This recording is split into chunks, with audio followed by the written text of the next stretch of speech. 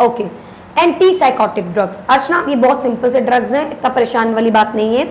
Anti psychotics अभी अभी हमने डिस्कस किया ऊपर, जैसे आप देख सकते हो कि साइकोसिस के अंदर की क्लासेस, साइकोसिस में आने वाला ये डाटा और इसकी भी particular type.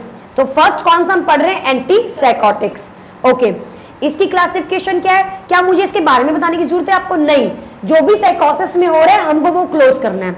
First generation examples exam में आते हैं। फर्स्ट जनरेशन अर्चना लो पोटेंसी की ड्रग्स थी, पहले इस्तेमाल की जाती थी कमर्शियल,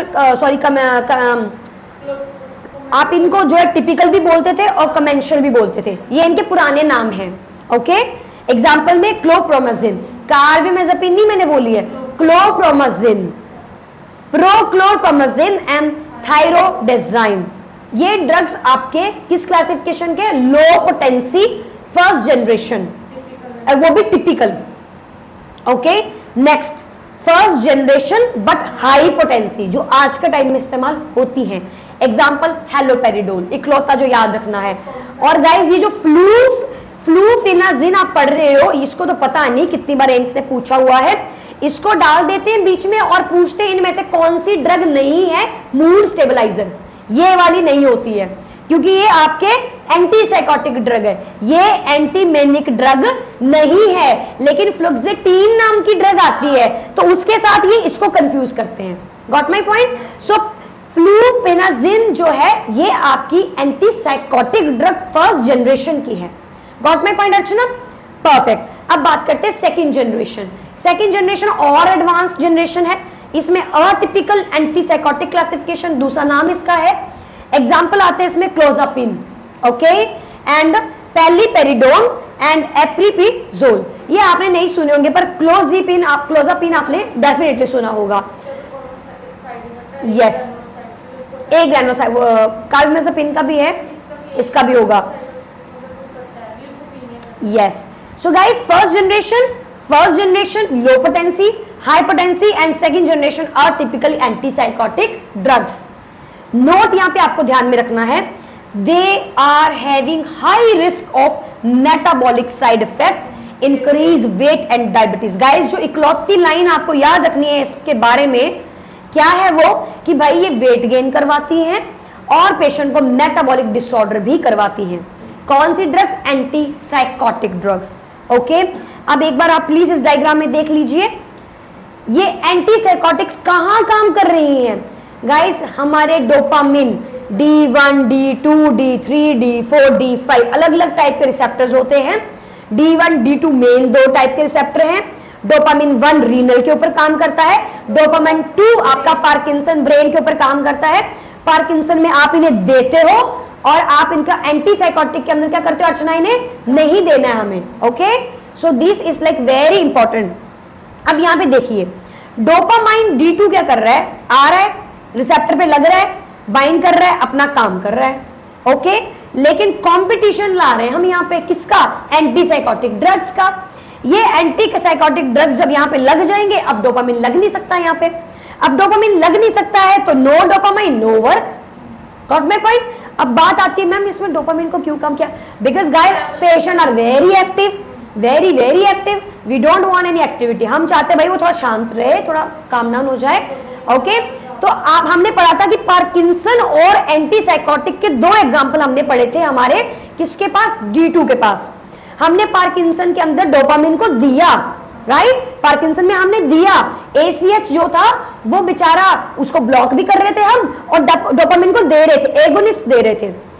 लेकिन यहां पर हम लोग नहीं देना चाह रहे बिकॉज यहां पे वो ऑलरेडी है। ओके, सो अब देखते कैसे मोड ऑफ एक्शन कैसे होता है। ये जो डायग्राम थी इसको थोड़ा डीपली देखते हैं। Dopamine receptor blockers, we don't want dopamines. All of first generation, most of the second generation, सारे के सारे अर्चना किसके बेस पे काम करते हैं? D2 को ब्लॉक करके काम करते हैं। क्लियर है पॉइंट? D2 को ब्लॉक करके आपके सारे के सारे एंटी साइकोटिक ड्रग्स काम करती हैं। Ability to based on ability to block D2 receptors, जितनी अच्छी ड्रग जितनी ज्यादा वो ब्लॉक कर रही है D2 को उतना ज्यादा हमारा सही रहेगा। एंटागोनिस्ट फंक्शन कौन करेगा भाई? करवा दीजिए लीवोडोपा से, डाल दो लीवोडोपा को, ब्रेन में डोपा पहुंच जाएगा। तो एंटागोनिस्ट अगर काम करवाना है आपको एंटी साइकोटिक ड्रग्स का, तो क्या दोगे? Levodopa, okay, bromocriptine. और ये किसकी ड्रग्स हैं? पार्किंसन की ड्रग्स हैं, क्योंकि पार्किंसन में हमने कितनी क्लासिफिकेशन पढ़ी, हमने पेरिफेरल डी कार्बोक्सीजनेस इनहिबिटर एंजाइम्स भी पढ़े, जो कि एग्जांपल था कार्बिडोपा, जो कि आपके स्टमक के अंदर, स्मॉल इंटेस्टाइन के अंदर डोपामाइन के लेवल को बढ़ाने की कोशिश कर रहा था ताकि वो ब्रेक डाउन ना हो और वो ब्रेन में जाके डोपा को रिलीज करे। हाँ, क्योंकि उधर उसने प्रोलैक्टिन को क्या किया? डिक्रीज किया था। यहां पे क्या करेगा? इंक्रीज करेगा। तो which increase dopamine, levodopa is the example. But guys ये दोनों ड्रग्स क्या हैं? ये दोनों ड्रग्स एंटागोनिस्ट काम कर रही हैं एंटी साइकोटिक के ड्रग्स के कंपेरेटिवली। ओके, कैसे काम करेंगी ये महक? कॉम्पिटिटिव काम करेंगी। जब ज्यादा लीवोडोपा दोगे तो दिमाग अपने आप और वो कंपटीशन में आएगा और वहां पे लग जाएगा। एक और चीज बताती हूँ ये ड्रग्स कैसे लगती हैं। गाइस जो हमारी नेचुरल बॉडी रिलीज करती है ना एंजाइम्स को, वो उतनी पोटेंट नहीं होती है, वो उतनी चिपकने लाइक फास्ट नहीं होती है। जो हम सिंथेटिकली फार्माकोलॉजी वाले लोग बनाते हैं, फार्मासिस्ट जो ड्रग्स फॉर्मुलेट करते हैं, इंजीनियर्स, वो उनको बहुत पोटेंट बनाते हैं कि वो जल्दी से जाके लगती है वहां पे। इसीलिए हमारे बॉडी के रिसेप्टर आराम आराम से आके लगते हैं और वो इतनी फास्ट ड्रग्स बनाते हैं कि जल्दी से वहां चिपक जाते हैं।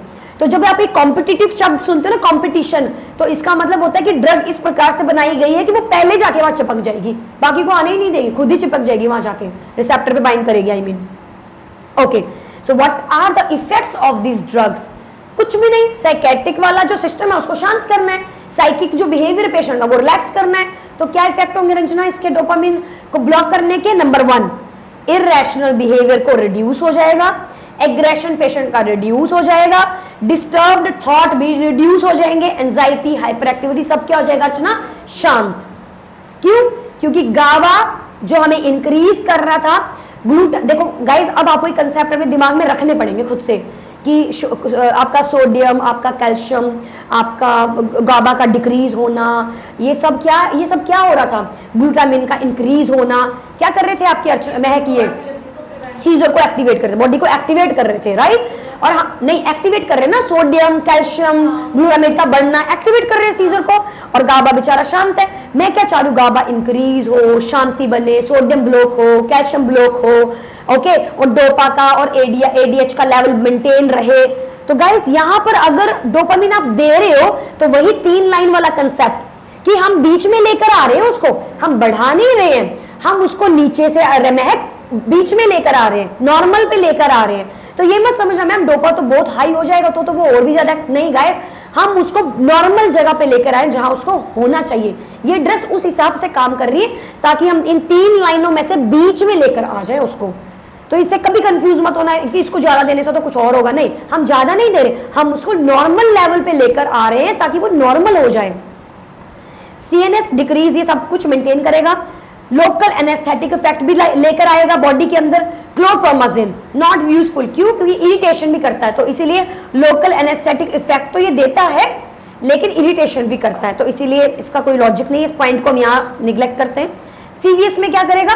बीपी को लो कर देगा। क्यों? आप बॉडी को शांत कर रहे हो, कहीं ना कहीं बॉडी रिलैक्स हो रही है और बीपी जो है पेशेंट का लो। और ज्यादा डोज में देने से क्या होता है? पेशेंट कार्डियक अरेस्ट में भी जा सकता है। और एंडोक्राइन क्या हुआ अर्चना? बेटा नहीं जा रहा है। एंडोक्राइन में क्या होगा? इंक्रीज प्रोलैक्टिन, पार्किंसन में डिक्रीज प्रोलैक्टिन, यहाँ पे अर्चना इंक्रीज प्रोलैक्टिन। और इवन ऐसा होता कि जो लेडीज होती है उनके लाइक ड्रॉप्स, मिल्क ड्रॉप ही निकलना स्टार्ट हो जाता है ब्रेस्ट से। ग्लैक्टोरिया करेगा और गायनेकोमेस्टिया करेंगी ये ड्रग्स। कौन सी? Anti psychotic drugs. Now let's see what are the adverse effects. So adverse effect क्या आएंगे? Drowsy, lethargy, decrease BP, palpitation, confusion, dry mouth, blur vision, ये सब देखने को मिलेगा रंजना। लेकिन अब बात करते हैं एनक्लेक्स पॉइंट ऑफ व्यू की कि एनक्लेक्स में क्या डायरेक्ट पॉइंट्स दिए गए हैं एंटी साइकोटिक ड्रग्स के लिए। So let's have a look. Anti psychotic drugs, obviously D2 blockers, yes we know that, okay, what new? Typical और टिपिकल, हाँ पता है, हमने सारी डीपली क्लासिफिकेशन पढ़ ली कि फर्स्ट जनरेशन हाइपरटेंसी, ऊपर वाला टिपिकल था, नीचे सेकंड जनरेशन और टिपिकल, हमने सारे देख लिए। अभी मैंने आपको दिखाया थोड़ी देर पहले कि हमारे पास सारे सी सेकंड जनरेशन और typical, first generation high potency, first generation low potency, typical, तो हमें सारे एग्जांपल्स मालूम है। but let's still have a look. Okay, advantages over typical on atypical. तो भाई typical की advantages क्या है अर्चना? ज्यादा है. Okay, typical में क्या है? Only affect on positive symptoms, यानी कि अच्छा करने पे काम करती है ज्यादा. Okay, मालूम है ना आपको पॉजिटिव सिम्टम नेगेटिव सिम्टम क्या होते हैं? सेक्रेटरी में पढ़ोगे आप. यस, हाइपर वाले. So only affect on positive symptoms, only due to schizophrenia.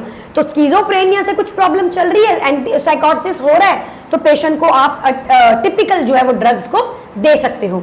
Atypical की बात करें, ट्रीट पॉजिटिव नेगेटिव दोनों, एंड कोग्निटिव इंपेयरमेंट, साइकोसिस, other cause it treated by this, has mood stability, properly less EPS. और इसमें EPS भी क्या होता है? काफी कम. एक्स्ट्रा पैरानॉर्मल सिम्पटम्स क्या होते हैं? थोड़े रिड्यूस होते हैं. तो गाइस आपकी टिपिकल अटिपिकल हमारी सेकंड जनरेशन की है और टिपिकल हमारी फर्स्ट जनरेशन लो पोटेंसी की ड्रग है. ध्यान रखना ये बात, ठीक है? Okay, next. इसमें ईपीएस ज्यादा है, इसमें ईपीएस कम है, इसीलिए एटिपिकल ज्यादा प्रेफर की जाती है क्योंकि ये आपकी सेकंड जनरेशन न्यू है. That's why. Okay, what next? IM depot preparation, haloperidol, fluphenazine, risperidone, ये सारी क्या है? IM प्रिपरेशंस हैं. Okay, next. Typical drugs sedative ज्यादा होती हैं, कॉज ईपीएस ज्यादा करती हैं, मैक्सिमम विद हैलोपेरिडोल ज्यादा देखने को मिलता है. तो guys this is like your important MCQ जिसको आपको लर्न करना पड़ेगा. सिंपल. Next, clozapine. अब ये भी पढ़ के हटे हम. क्लोजापिन किसके एग्जांपल था Archana? Yes guys, very good. Atypical, very good. Next, clozapine में क्या आएगा? First FD approval. ओके, जो आपकी ड्रग की जो क्लासिफिकेशन है वो पहली अप्रूव ड्रग है एंटी सुसाइड इंडिकेशन की.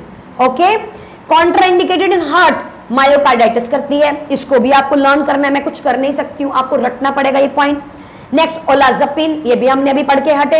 Higher risk of stroke, death, also drug of choice for acute mania in pregnancy. तो भाई एक्यूट मेनिया अगर प्रेगनेंसी में क्या दोगे? ओलाजापिन. याद करनी पड़ेगी ड्रग, कुछ नहीं कर सकते हम. क्लोजापिन, ओके, क्लोप्रामाजिन एंड कॉलिसिस्टिक जॉन्डिस में देना है आपको. तो यानी बोलने का मतलब क्या हुआ? एंटी साइकोटिक्स के यूजेस, एंटी अमेटिक, साइकोसिस, कोरियाटिक्स, इन सब के अंदर आप क्या करते हो? इनको अर्चना यूज करते हैं. टॉटी, हंसिंगटन, हैलोपेरिडोल देना है. इस केस में क्या दोगे आप पेशेंट को? हैलोपेरिडोल. ये भी एक मालूम है व्हाट इज टॉटी? ये भी एक साइकेट्री के अंदर आपका डिसऑर्डर तो नहीं बोलूंगी बट सिंड्रोम काइंड ऑफ ही होता है. बच्चों के अंदर देखने को मिलता है, बहुत अजीब बिहेव करते हैं. Let me show you. शायद मैंने इसका डायग्राम चिपका रखा है या आ जाएगा नीचे. सो गाइस एक बार दोबारा से देख लो. सुडो पार्किंसनिज्म, आपको मालूम है पार्किंसन के सिम्टम्स आपको देखने को मिलेंगे. Shuffling gait, stooped posture, rigidity, bradycardia, tremors, pin rolling movements of the hands. Acute dystonia, facial grimacing, involuntary upward eye movement, muscle spasm of the tongue, face, neck, etc., laryngeal spasm. ये सब आपको देखने को मिलेगा. अकायस्थीया के अंदर क्या? Restless. Okay, trouble standing still, paces the floor, feel in constant motion, rocking back and forth. All right, what next we have? Tardive dyskinesia, टंग को बाहर निकालना और ऐसा मूवमेंट करना. Sucking, smacking, movement of the lips, swing motion, facial dyskinesia, involuntary movement of the body and extremities. ये क्या है अभी देखेंगे अभी आप. So guys, let's have a look. Side effects, typical neurological EPS मालूम है. Atypical metabolic, hyperglycaemia, hyperlipidaemia, weight gain होना. क्लोजापिन आपका सिडेशन, सीजर एंड ए ग्रैनुलोसाइटोसिस जो कि अर्चना ने मेंशन किया था, तो ध्यान रखना ये भी आएगा. लेकिन इसके अलावा क्या? वेट गेन, डायबिटीज जो मैंने थोड़ी देर पहले बताया था. तो नंबर 1 पे क्या है? Metabolic. Least metabolic side effects are with ziprasidone. Okay, ziprasidone के साथ आपको लीस्ट मेटाबॉलिक मिलते हैं क्योंकि अभी भी पढ़ा हमने ऊपर की भाई सबके साथ तो मेटाबॉलिक डिसऑर्डर मिलता है. इंसान का वेट गेन भी होता है इसके अंदर. टार्डाइव डिस्काइनेसिया, अब ये भी ऊपर पढ़ के हटे हम लोग. Valproate is used.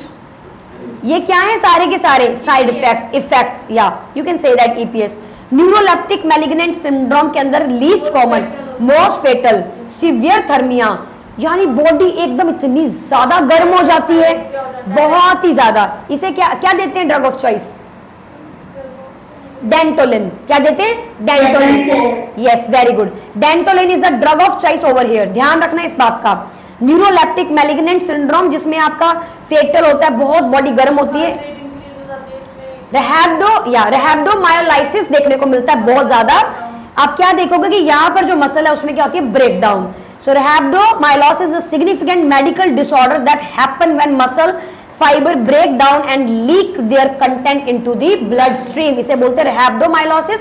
ये आपको देखने को मिलता है इसके अंदर। तो न्यूरोलेप्टिक मैलिग्नेंट सिंड्रोम देखने को मिल रहा है इसके अंदर। टार्डाइड डिस्काइनेजिया देखने को मिल रहा है। न्यूरोलॉजिकल ईपीएस, हाइपरग्लाइसीमिया, हाइपरलिपिडीमिया, सब चीजें आपको देखने को मिल रही हैं। D2 ब्लॉकर्स एग्जांपल डोमपेरिडोम, मेट्रोक्लोप्रामाइड, ये भी एग्जांपल हैं आपके जो आपको याद रखने हैं इस पॉइंट पे भी आके। Okay, last amantadine, very very important drug, is dopamine facilitator, hence in Parkinson के अंदर देते हैं और इन्फ्लुएंजा के अंदर भी एमेंटाडिन को देते हैं। ये ड्रग आपने पार्किंसन के अंदर पढ़ी थी, मैंने पढ़ाई है ये ड्रग, तो अगर किसी को याद नहीं है तो आप वहां जाके देख सकते हो। नेक्स्ट आते हैं हमारे पास मूड डिसऑर्डर। ये हम नहीं पढ़ेंगे अभी, बिकॉज मूड डिसऑर्डर हम तब पढ़ेंगे जब हम एंटी डिप्रेसिव ड्रग्स पढ़ेंगे, एंटी मैनिक ड्रग्स पढ़ेंगे, तब हम इसका एनफ्लेक्स का पॉइंट ऑफ व्यू जो है वो क्लियर करेंगे। सो गाइस ध्यान में रखना है आपको, ये सारा का सारा आपको डाटा पूरा का पूरा अच्छे से आ जाना चाहिए है, बिकॉज ये बहुत इंपॉर्टेंट है। आई होप आप सब लोगों को याद रहेगा। और अभी तक के जितने भी हमारे न्यूरोलॉजिकल के डिसऑर्डर, न्यूरोलॉजिकल यानी सेंट्रल नर्वस सिस्टम के जो नोट्स हैं